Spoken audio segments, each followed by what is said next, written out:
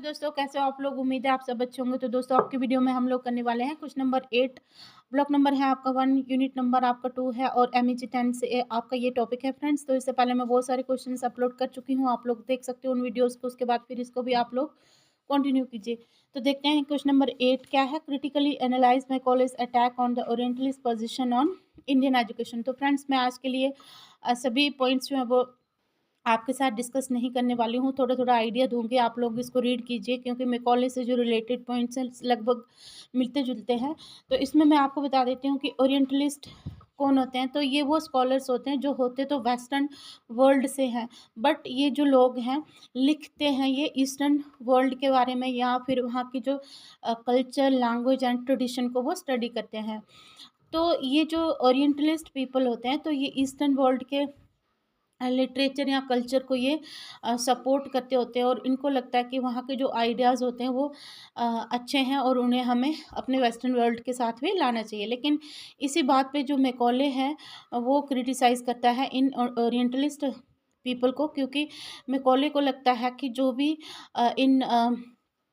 Traditional languages हैं, जैसे कि अगर हम बात करें अपने इंडिया की, जैसे संस्कृत एंड पर्शियन, तो ये जो लैंग्वेजेस हैं ये हमें साइंटिफिक नॉलेज जो है वो प्रोवाइड नहीं करवा सकती।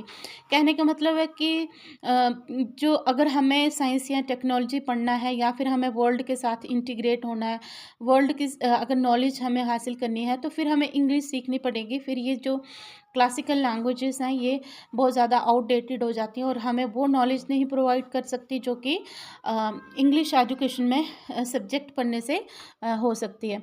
तो यहाँ पे मैंने बहुत सारे जो पॉइंट्स हैं डिटेल में डिस्कस कर रखे हैं, आप लोग देख सकते हो। और यहाँ पे एडवोकेसी फॉर इंग्लिश एजुकेशन, तो ये तो हमें पता है कि जो मैकॉले था वो इंग्लिश एजुकेशन को एडवोकेट करता था, वो चाहता था कि इंग्लिश एजुकेशन इंडिया में इंट्रोड्यूस हो जाए।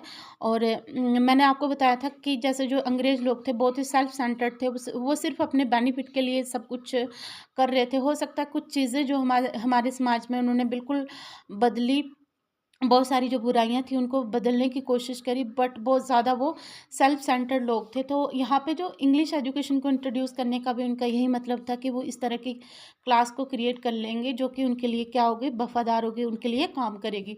उसके बाद हम लोग देखते हैं diminishing the value of Indian knowledge. तो ये तो हमें पता है कि जैसे कि इंग्लिश एजुकेशन इंट्रोड्यूस हुई तो उसके बाद जो हमारी इंडियन नॉलेज थी, मतलब जो इंडियन लैंग्वेजेस में जो भी हमारी लिटरेचर लिखा गया था तो उसकी जो वैल्यू थी वो कम होने लगी। डिज़ायर फॉर प्रैक्टिकल आउटकम, तो अब यहाँ पे हम देखते हैं कि जो मैकॉले था वो चाहता था कि यहाँ पे कुछ हम जो भी पढ़ें तो उसमें कुछ प्रैक्टिकल बेनिफिट हमें होना चाहिए। उसके बाद response to the orientalist criticism, तो अब जो मैकॉले था तो अब जो ओरिएंटलिस्ट जो पीपल थे जो कि ऑक्सीडेंटल पीपल को जो क्रिटिसाइज़ करते थे, उसके जवाब में भी उसने ये लिखा था कि बोला था कि ये जो भी ट्रेडिशनल लैंग्वेजेस हैं तो ये जो लैंग्वेजेस हैं ये हमें प्रैक्टिकल नॉलेज जो है वो प्रोवाइड नहीं करवा सकती। तो अगर हमें क्या करना है, अगर हमें इन लोगों को पूरे वर्ल्ड के साथ इनको लाना है और इस समाज को अगर हमें चेंज करना है तो हमें फिर इंग्लिश एजुकेशन को इंट्रोड्यूस करना पड़ेगा। तो ये बहुत सारे पॉइंट्स हैं जो मैंने डिस्कस कर रखे हैं, आप लोग देख सकते हो। कंक्लूजन ऐड कीजिए, और आपको मेरी वीडियोस कैसे लगती हैं बिल्कुल आप कमेंट में बताइए, और जुड़े रहना मेरे चैनल के साथ, सब्सक्राइब कर देना। Thank you, bye bye.